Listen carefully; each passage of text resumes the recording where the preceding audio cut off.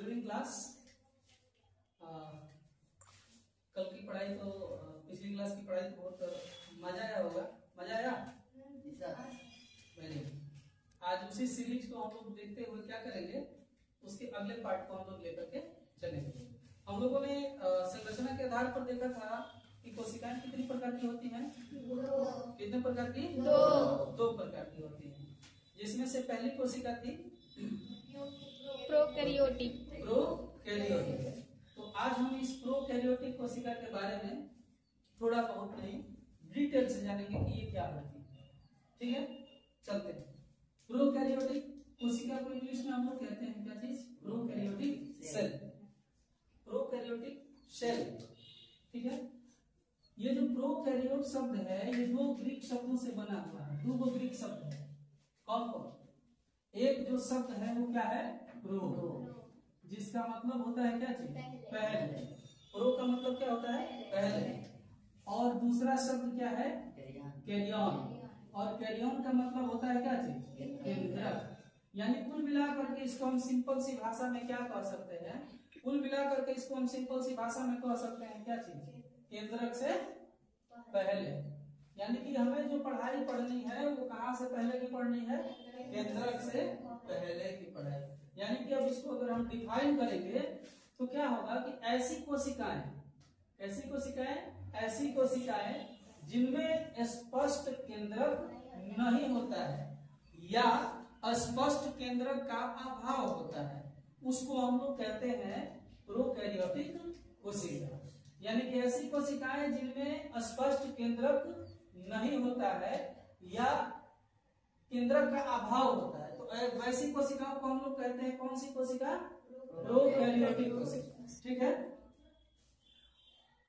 इन कोशिकाओं से यानी कि प्रोकैरियोटिक कोशिकाओं से जिस भी जीव का निर्माण होता है, जो भी जीव जन्म लेता है या जो भी जीव बनता है, उस जीव को हम लोग प्रोकैरियोटिक जीव कहते हैं। क्या कहते हैं? प्रोकैरियोटिक जीव। आगे बात समझ में?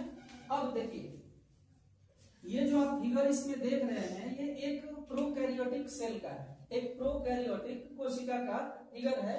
और इस एक प्रोकैरियोटिक कोशिकाओं में कितने कितने भाग होते हैं इस फिगर के माध्यम से हम लोग समझ लेंगे, किन किन चीजों से मिलकर के एक प्रोकैरियोटिक कोशिका बनती है।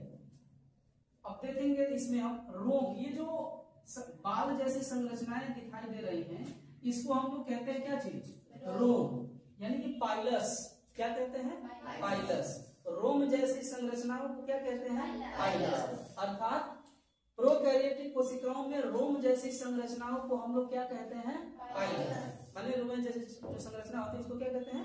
पाइलस। उसके बाद ये जो बीच का ये जो ब्लैंक स्पेस आपको दिखाई दे रहा है, इसमें एक प्रकार का द्रव भरा होता है। एक प्रकार का क्या भरा होता है? द्रव। तो जिसको हम लोग कहते हैं क्या चीज? केंद्रक द्रव। क्या कहते हैं? केंद्रक द्रव। और इंग्लिश में इसको साइटोप्लाज्म के नाम से जाना जाता है। साइटोप्लाज्म, ठीक है ना। उसके बाद इसमें जो डॉट वाला दिखाई दे रहा है, ये डॉट, ये डॉट, ये डॉट, ये डॉट जो होता है इसको हम लोग कहते हैं क्या चीज? राइबोसोम। क्या कहते हैं? राइबोसोम।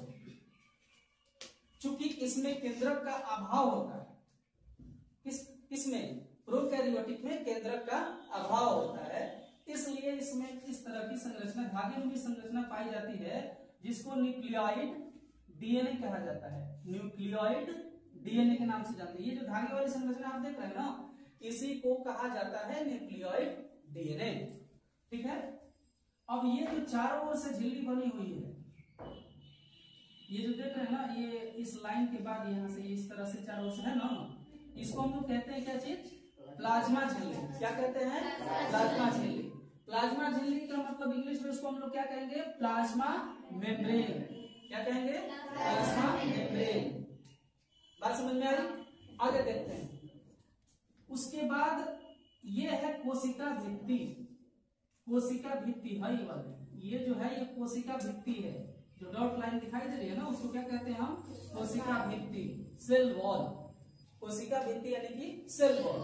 उसके बाद यहाँ पर एक बीच में से ऐसे संरचना ये जो बनी है, ये बिल्कुल किस आकार की होती है? कैप्सूल, अरे वो कैप्सूल कौन सा जो मेडिसिन आता है ना, उसी तरह से कैप्सूल की आकार उसी तरह से है। और ध्यान से देखेंगे लास्ट जो है फ्लैजिलम, फ्लैजिला फ्लैजिलम ये इसका प्लूरल फॉर्म है, फ्लैजिला होता है सिंगुलर। और ध्यान से समझिए कि ये कशाभ या फ्लैजिलम क्या होता है। जैसे मनुष्य चलने के लिए पैर होते हैं, घोड़े में गधों में पैर होते हैं, जानवरों में पैर होते हैं चलने के लिए ना, उसी तरह से कोशिकाओं को भी मूवमेंट करने के लिए क्या होता है, फ्लैजिलम या फ्लैजिला, हिंदी में इसको कहते हैं कशाभ।